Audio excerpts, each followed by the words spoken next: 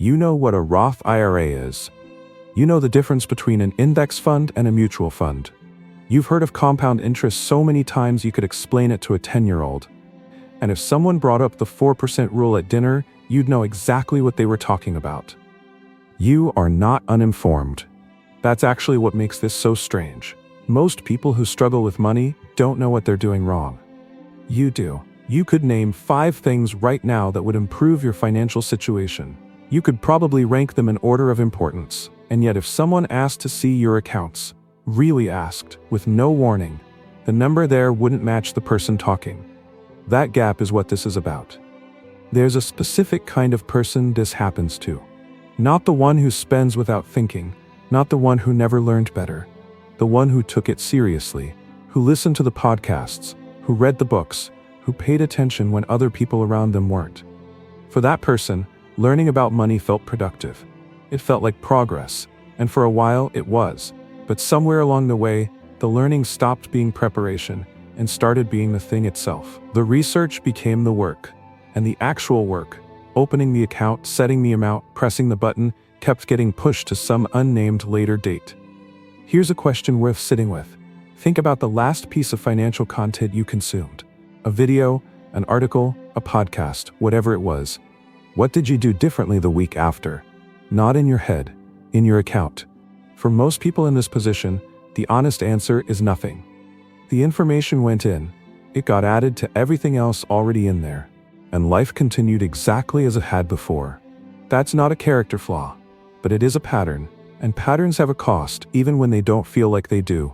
The cost isn't obvious at first. It doesn't show up as a mistake. It doesn't feel like a loss. It just feels like waiting. But every month that passes without action is a month that money could have been growing and wasn't. Not in a dramatic way, not all at once. Quietly, slowly, in the background. The person who started 5 years ago with less knowledge than you have is in a different position today, not because they were smarter, but because they started. That's the part that's easy to ignore when you're still in the middle of preparing. Now, here's where it gets more interesting. Because this isn't really about procrastination.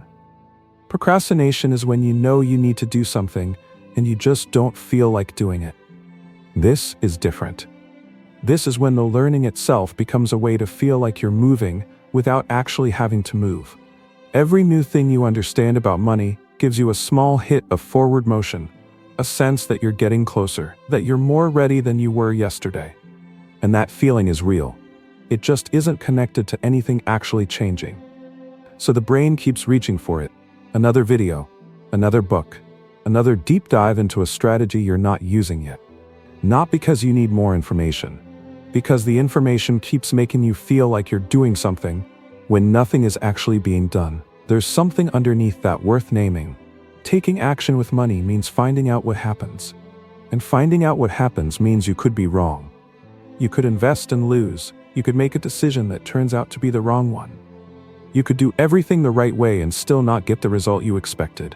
As long as you're still learning, none of that is possible yet. You can't fail a test you haven't taken, not because there's more to learn. Because staying in the learning phase means staying safe from the one thing no amount of research can actually protect you from. The moment you find out how it goes when you try. This connects to something most people won't say directly. When you know a lot about money, but your account doesn't show it, that's uncomfortable to hold. It creates a gap between who you feel like you are and what's actually true. And that gap needs to be managed somehow. The easiest way to manage it is to keep adding to what you know. Because a person who knows this much about money can't be someone who hasn't done anything with it. So you learn more, you find more nuance, more complexity, more reasons why the timing still isn't perfect. And for a little while, the gap feels smaller. Not because anything changed, but because now you know even more, which makes the distance between your knowledge and your account feel less like a personal failure and more like a work in progress. It's a very effective short-term solution. It just makes the actual problem worse every time you use it. There's a version of caution that stops being caution.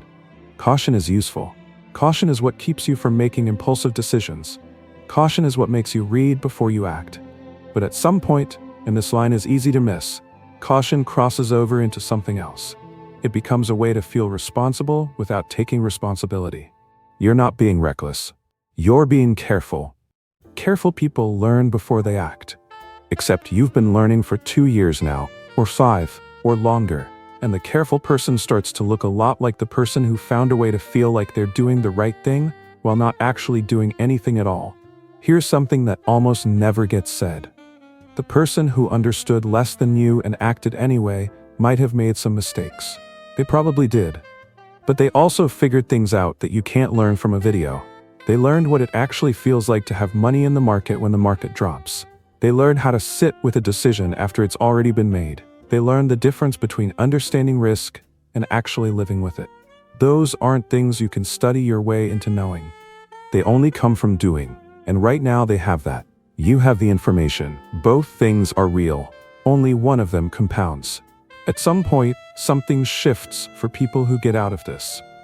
It's rarely dramatic. It's not a moment of sudden courage or a perfect set of circumstances finally arriving. It's usually just a moment of honesty, where they look at how long they've been preparing and ask themselves a simple question: what exactly am I waiting for? Not as a challenge, not as a push, just as an actual question they let themselves answer. And when they answer it honestly, what they find is usually not a real reason. It's a feeling dressed up as a reason, a sense that something could go wrong, wearing the clothes of a strategic concern. The answer is almost never, I need to learn one more thing first. None of this means you should act without thinking. None of this means more knowledge is bad or that research isn't worth doing. The research was worth doing. It got you to a place where you know what you're doing. That part is done.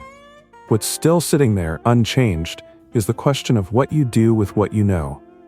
And the longer that question goes unanswered, the more it stops being about money at all. It becomes about whether you trust yourself enough to let what you know meet what you do. Not perfectly, not with a guarantee, just enough to start. Most people watching this already know which side of the line they're on. They know whether they're still genuinely preparing or whether preparing has become something to hide behind. That kind of knowing is quiet. It doesn't announce itself. It just sits there, underneath everything, waiting to be looked at. You don't have to do anything dramatic with it. You don't have to overhaul everything at once. But the first step, the one that actually matters, isn't another video. It isn't another book. It's the decision to stop treating what you already know as a reason to wait, and start treating it as exactly what it is: enough.